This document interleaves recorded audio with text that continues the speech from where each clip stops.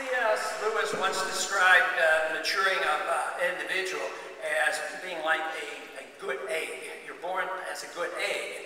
And he said a good egg can do one of two things. It can either hatch or rot. And he was using that as an analogy for each and every one of us as individuals to make sure our lives are worthwhile. But that's the way, I thought there might be a way of making an analogy to the freedom movement. The freedom movement has been around a long time. It's been asleep for a long time. It was certainly asleep in the 30s and the 40s and the 50s, but it's always been there. And I guess if we allow it to, the good egg of the ideas of liberty could rot. But I don't believe that's happening. I think what we're witnessing today is the hatching of this good egg and the understanding of what liberty is all about and what America has been all about.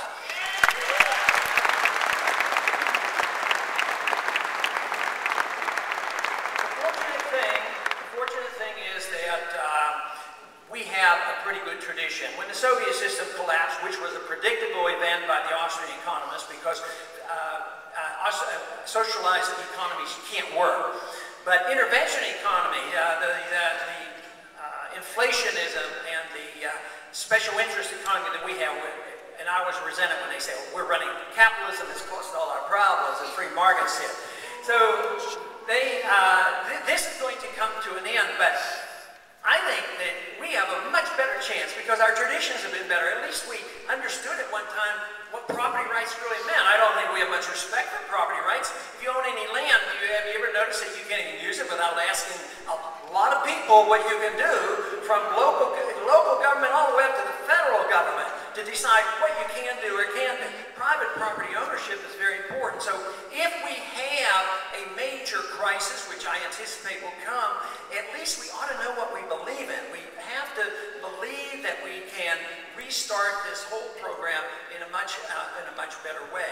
But I believe the crisis will come because we're going to have a dollar crisis. When the dollar fails, that means the government checks bounce. And when the checks bounce, there will be very little reason for people to be dedicated and worrying too much about the federal government. It will be almost like de facto secession because there will be no way they can control what we're doing.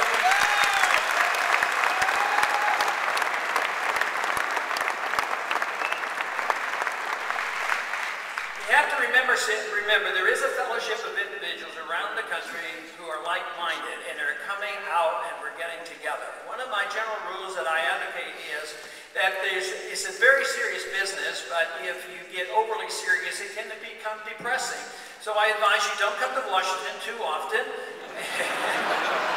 because we have a long way to go there. But I have to leave Washington and come visit with you to get my energy because this is where it is, and this is where the people are going to come alive and take the country.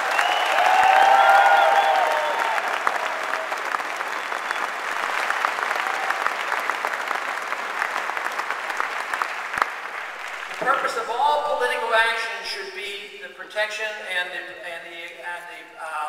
saving of liberty. It should be geared to individual liberty. Believing strongly that if we have individual liberty and we don't have the heavy hand of government, then what we can do in our personal lives, we can strive for virtue and excellence. That should be our personal goal. That's what my belief is anyway.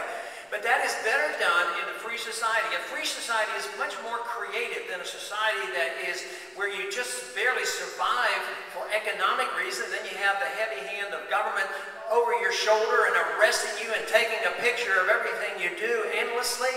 Now, that isn't the way. The way we have to do is release this creative energy, and when we come together, we ought to have a good time doing it because of like-minded people.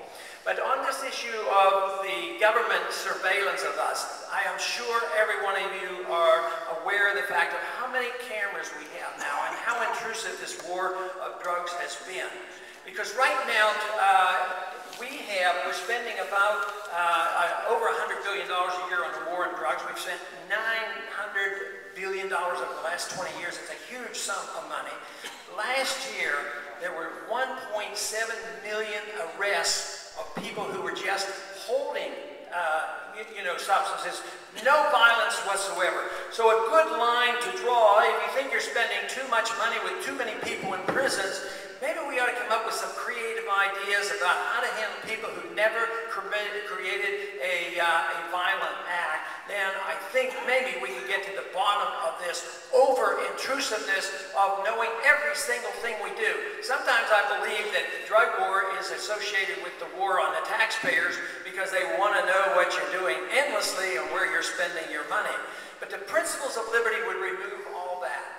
And the main problem with a government that's authoritarian is they may be well motivated, and there are. We know people in Washington, they're liberals and they're bleeding hearts, but even if you give them a little leeway, the one thing is they do not know what is best for you.